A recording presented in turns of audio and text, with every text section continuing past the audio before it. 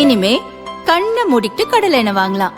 ஏன்னா மந்த்ரா கடலை எண்ணெய் இதயத்தின் தயாரிப்பு. வறுக்க பொரிக்க ஏன் எல்லா சமையலுக்கும் மந்த்ரா தான். மந்த்ரா கடலை எண்ணெய், அபார ருசி, ஆரோக்கியமான உடல் நலம்.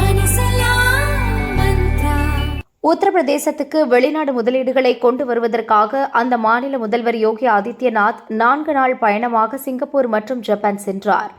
முதலில் அவர் பிப்ரவரி 23, 24 தேதிகளில் சிங்கப்பூர் சென்றார்.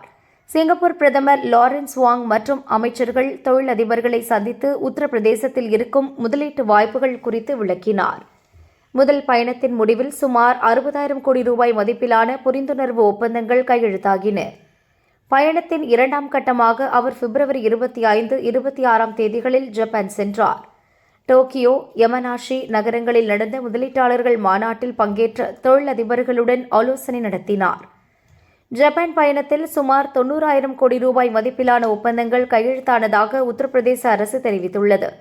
ஒட்டுமொத்தமாக 4 நாட்கள் வெளிநாடு பயணத்தில் 1,50,000 லட்சம் கோடி ரூபாய் மதிப்பிலான புரிந்துணர்வு ஒப்பந்தங்கள் கையெழுத்திடப்பட்டுள்ளன. இதன் மூலம் மாநிலத்தில் சுமார் 5 லட்சம் இளைஞர்களுக்கு வேலை வாய்ப்புகள் கிடைக்கும் என எதிர்பார்க்கப்படுகிறது.